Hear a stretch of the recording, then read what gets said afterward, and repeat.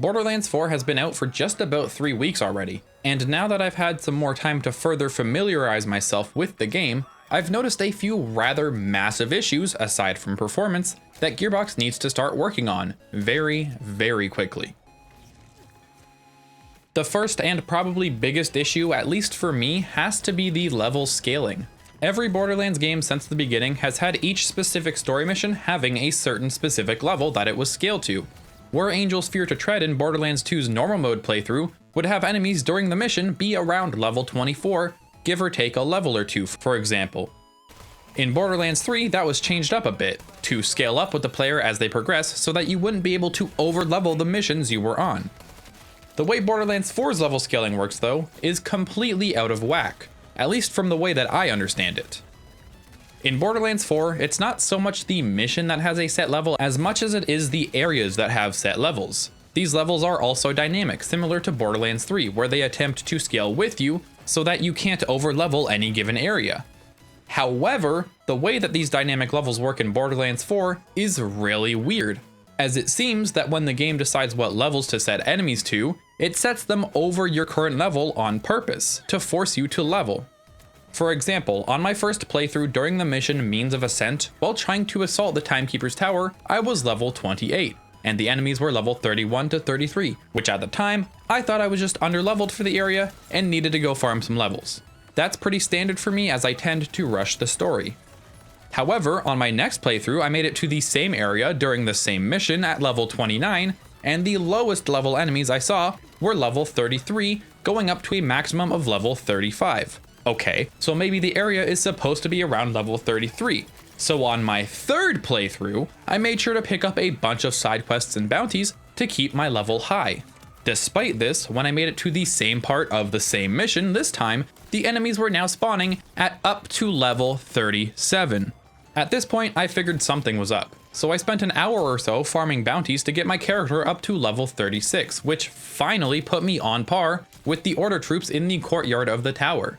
I then continued on a little further towards the tower, and lo and behold, the enemies were once again scaled to be over my level, up to level 39. Let me just say that again. The enemies at the courtyard here were level 37, so I farmed up to level 36 to even the playing ground, just to walk an extra 30 feet forward and once again be under-leveled, fighting enemies that were now level 39. There's only really two reasons in my eyes that this could have happened. Either Gearbox intentionally set the level scaling on purpose to make enemies over-level you to encourage level farming, or the level scaling in Borderlands 4 is completely bugged out. And I'm honestly thinking it's the latter here, because there's been a lot more level scaling issues in my 3 playthroughs of Borderlands 4 so far. For example, after beating the story with Vex, I figured I'd take on some Order bunkers to farm some levels, and maybe get a cool legendary or two. Strangely enough, despite the story being finished, at which point, as far as I'm aware, the game is supposed to scale with your character's level, the enemies in the Order bunker all had exclamation marks beside their names. I figured they were maybe, I don't know, like 3 or 4 levels ahead of my level 33 Vex, so I powered through, dying many times. However, after about 30 minutes of struggling, I finally made it to the boss, just to see that the bunker I had been struggling through was actually level 44 for my level 33 Vex. Now, maybe Gearbox intended for bunkers to not be fought until level 44, but if that were the case, why are they even available before then? Additionally, during the mission Plan Z after breaking out of the room, I was level 33 and the Order forces were up to level 37, which I expected at this point. But then, again, I walked 30 feet to the right into some Ripper enemies who were miraculously on level with me, being at most level 34. This also happened during the mission where I took down Callus. The enemies outside of the Ripper Queen's fortress were 4 to 6 levels ahead of my character. But then when I actually made it into Callus's fortress, the enemies scaled back down to my level.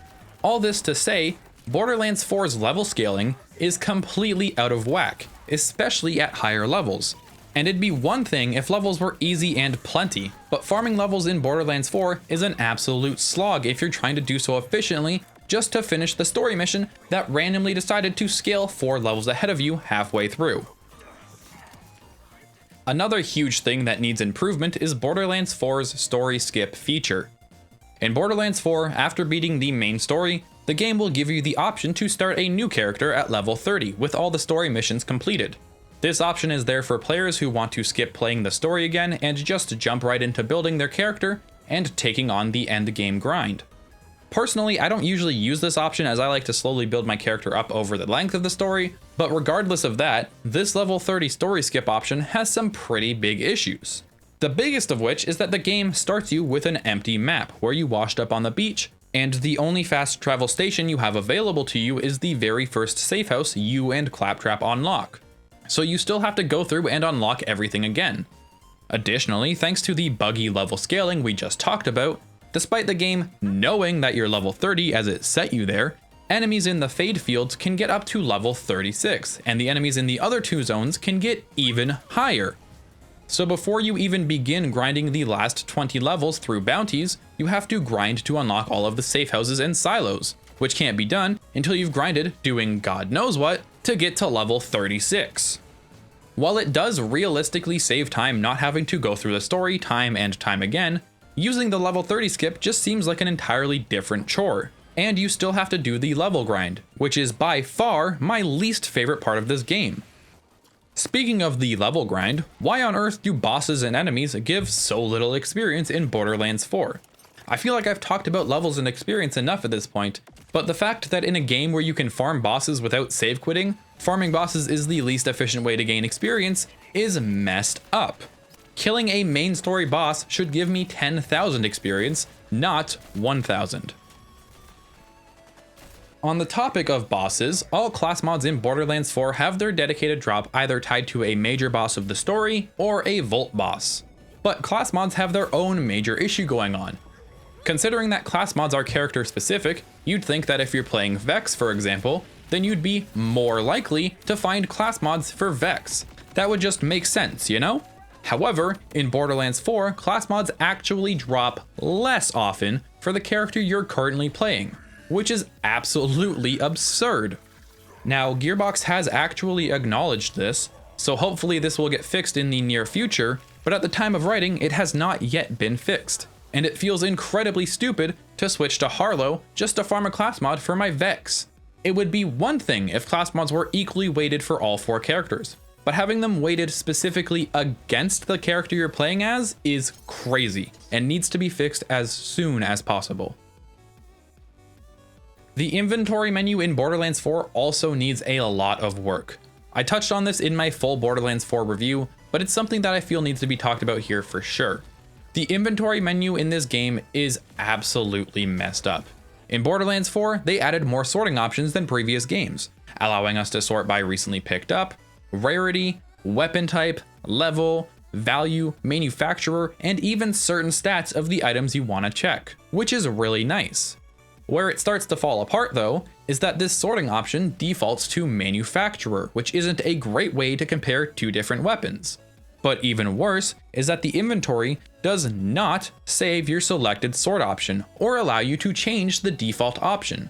So if you don't want to sort by manufacturer, you have to change your sorting option every single time you open up your backpack. In Borderlands 4, your current loadout and backpack are kept in separate submenus unlike in other games. And while it's really not a huge deal, what is rather annoying is the fact that equipped items aren't sorted by default to the bottom of the backpack. You can manually do this by filtering to only unequipped items, but after the first 100 times, it gets incredibly tedious to have to do something that should be getting done by default. The inventory menus in Borderlands 4 have less issues than previous games with items just not switching if I use the mouse to do so, but it manages to have so many small issues that make any amount of inventory management an absolute nightmare. Sorting options need to be saved at the very least, and equipped items should be filtered by default to the bottom of our backpack.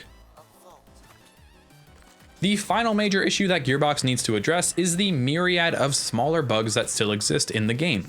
While I personally haven't experienced any super game-breaking save-destroying bugs, there are still a whole bunch of minor bugs that really put a damper on the gameplay experience. One of these bugs, at least I'm assuming it's a bug, is that the bank SDU upgrades are not shared between your characters, despite actual bank contents being shared. Which means if you load up your bank on one character, you have to buy all the SDUs again to put anything else in on another character. which just has to be an unintended bug. Thresher AI also tends to be incredibly annoying, and while I know the whole deal with Threshers is that they can burrow underneath the ground and hide from the player, every single time I fight a Thresher enemy, it's like they're trying to do a little dance, as they'll just burrow over and over again, spending less than a second or two above ground in between burrows, which makes them incredibly awful to fight. There's also still multiple contracts where the objective, whether it be an item to pick up or an enemy to kill, does not spawn, which can make the already slog of a level farm even worse.